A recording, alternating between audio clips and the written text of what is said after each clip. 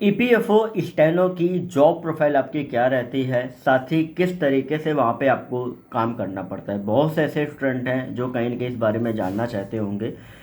तो यहाँ पर मैं एक चीज़ आपको बताना चाहूँगा कि किसी भी डिपार्टमेंट में अगर आप एज ए स्टेनो पोस्टेड होते हो, ठीक है, तो आपको 2 तरीके से काम करना पड़ता है। सबसे पहला कि या तो आपकी पोस्टिंग किसी भी बड़े ऑफिसर के अंडर में होती है, ठीक है, या तो आपकी पोस्टिंग किसी छोटे ऑफिसर जैसे आपका 4800 पे ग्रेड के अंडर में होती है, ठीक है।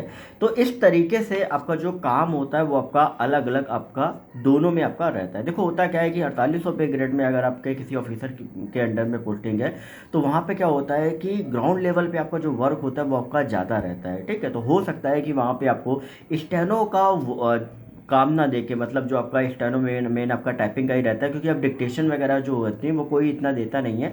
मेनली क्या होता है कि आप ऑफिसर के साथ होते हो, ठीक है, उसका भी मैं बताऊंगा, पहले ये चीज़ समझ लो, इंपॉर्टेंट है यहाँ पे। तो अगर आप एज ए 4800 ग्रेड पे के अंडर ऑफिसर के अंडर में आप पोस्टेड होते हो तो वहाँ पे हो सकता है कि कुछ ऐसे काम जो एसएसए के होते हैं, ठीक है, वो कहीं न कहीं आपको करने पड़ सकते हैं, या उस ऑफिसर के अंडर में कोई ऐसा स्टाफ जो आपका 4200 4600 ग्रेड पे का हो सकता है कि वो काम ना करता हो, तो वो भी काम आपको करने पड़ सकते हैं। तो ओवरऑल क्या है कि ये सारी चीज़ें डिपेंड करती हैं कि आप जिस जगह पे पोस्टेड हो वहाँ पे स्टाफ कैसा है। अगर ऑलरेडी वहाँ पे स्टाफ है, काम करने वाला है, तो आपको सिर्फ और सिर्फ स्टेनो का काम ही दिया जाएगा। लेकिन ये बात होती है छोटे ऑफिसर, मतलब 4800 ब्रिगेड के अंडर। लेकिन जब आप पोस्टेड होते हो किसी बड़े ऑफिसर के साथ, मतलब 5400 ग्रेड पे के ऊपर किसी भी ऑफिसर के साथ अगर आप पोस्टेड होते हो, तो वहाँ पे चीज़ें क्या होती हैं, चेंज हो जाती हैं। क्यों? क्योंकि सबसे पहली चीज़ कि जब कोई भी बड़े ऑफिसर के अंडर में आप पोस्टेड होगे तो वहाँ पे जो आपका काम है, जो आप जिस पोस्ट पे आए हो उसका जो मेन पूरा ड्यूटीज है वो पूरी आपको करनी पड़ती हैं, क्योंकि उस ऑफिसर के अंडर में आपका स्टाफ की कोई भी कमी नहीं होती है। तो आपको वही काम दिया जाएगा जो आपकी पोस्ट का होगा। तो वहाँ पे आपको एज ए पीए काम करना होगा, ठीक है। जबकि in actual steno as a personal assistant ही काम करता है, ठीक है। लेकिन जब आप छोटे ऑफिसर के अंडर पोस्टेड होते हो तो कुछ भी काम आपको बताया जा सकता है। बिल्कुल एकदम फैक्ट बात मैं आपको बता रहा हूँ, जितने भी ऑलरेडी स्टेनोग्राफर में जॉब की पोस्ट पे कर रहे हैं उनको ये चीज़ें पता होंगी। लेकिन जब बड़े ऑफिसर के साथ आप होते हो ना, तो आपको मेन जो आपका काम है, जो एज ए पर्सनल असिस्टेंट काम है, सिर्फ वही आपको करना होता है, ठीक है। अब वो क्या काम होता है, एक्चुअल क्या आपको चीज़ें आपकी जॉब में रहती हैं, वो मैं आपको बताने वाला हूँ। देखो, जब आप एज ए पर्सनल असिस्टेंट काम कर रहे होते हैं तो उस ऑफिसर से जिसके अंडर में आप पोस्टेड हो जुड़ी जितनी भी चीज़ें हैं,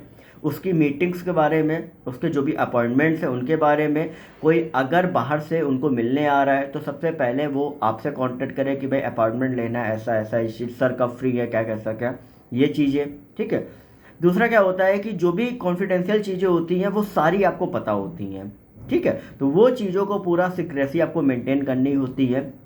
तीसरी चीज़ कि जितने भी ऑफिसर्स या ऑफिशियल उस पर्टिकुलर ऑफिसर के अंडर में पोस्टेड होते हैं, ठीक, क्योंकि जब बड़ा ऑफिसर होगा तो अलग उसका उसके अंडर में कई सारे ऑफिसर्स होंगे, कई और उन ऑफिसर के अंडर कई सारे स्टाफ होंगे, तो उनका पूरा एक लिस्ट कंपाइल करके पूरा रखना होता है, ऑफिसर नेम, उनका डेजिग्नेशन, कि अगर कुछ भी ऊपर से कुछ कहीं ना कहीं इंक्वायरी या कुछ भी बात है तो आप इजीली कांटेक्ट कर सकते हो, या आप अपने ऑफिसर को असिस्ट कर सकते हो कि ये इनका नंबर ऐसे ऐसे इनको हम कांटेक्ट कर सकते हैं, ठीक है। और इसके अलावा क्या होता है कि जो भी पर्टिकुलर जिस भी सेक्शन में आप पोस्टेड होते हो उस सेक्शन से रिलेटेड जितनी भी चीज़ें, साथ ही ऊपर से जितने भी आपके ऑर्डर्स आते हैं कि भाई ऊपर से ऑर्डर आया कि ये चीज़ आपको करनी है, ठीक है। तो ऊपर से आया तो सबसे पहले यहाँ रिसीव हुआ, यहाँ रिसीव होने के बाद आपने देखा अच्छा ऐसा ऐसा है, तो आपने उस चीज़ को पुटअप किया, फिर रिमार्क उसमें लिखा कि भाई ऐसा ऐसा ये चीज़ करनी है, तो उसका एक नीचे सबॉर्डिनेट ऑफिसर को, ठीक है, वहाँ पे आपको पूरा एक लेटर ड्राफ्ट करना होता है कि ऐसा ऐसा इन्फॉर्मेशन ऊपर से रिसीव हुई है और ये चीज़ें जो है वो आपको हमारे पास इस पर्टिकुलर डेट में भेजनी है, ठीक है, ये चीज़ें। इसके अलावा वो ऑफिसर हो सकता है कि आपको डिक्टेशन इन द सेंस, मतलब आपको स्टेनो वाली डिक्टेशन नहीं देगा क्योंकि आजकल ये सब इतना नहीं है। तो वो हो सकता है कि भाई आपको बैठाल के कि भाई इस पर्टिकुलर टॉपिक पे क्या करना है कि हमें लिखना है, तो मैं बोलता जा रहा हूँ तुम करते हो, तो आप वहाँ पे बैठोगे तो वो बोलते जाएंगे मुंह से, ठीक है, वो आपको टाइप करना है पूरा, ऐसा ऐसा पूरा टाइप करना है, बस और कुछ नहीं, ठीक है। तो मेनली ये काम होता है जब आप किसी भी बड़े ऑफिसर के अंडर में पोस्टेड होते हो, ठीक है। और इसके अलावा बाकी कुछ अदर काम आपको होता नहीं है।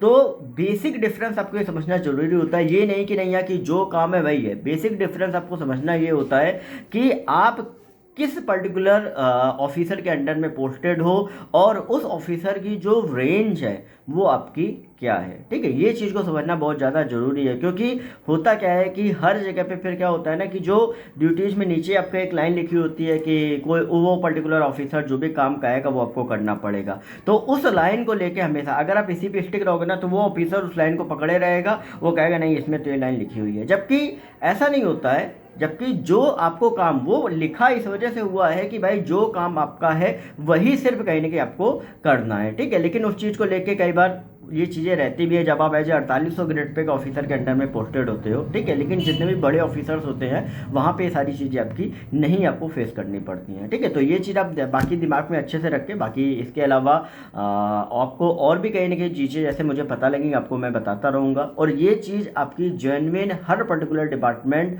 और मिनिस्ट्री में हो रही है। ठीक है, तो बाकी अपडेट्स के लिए चैनल को सब्सक्राइब करके बेल नोटिफिकेशन आइकन को ऑल पे कर लो। जैसा जो भी अपडेट रहेगी आपको यहाँ पे टाइम टू टाइम आपको मिलती रहेगी। चैनल को सब्सक्राइब जरूर करें, क्योंकि आगे जो भी आपको ईपीएफओ के बारे में जानकारी है वो हमारे चैनल या ईपीएफओ की प्लेलिस्ट जो मैंने बनाई हुई है वहाँ से सारे वीडियो सारे डाउट्स आप क्लियर कर सकते हो।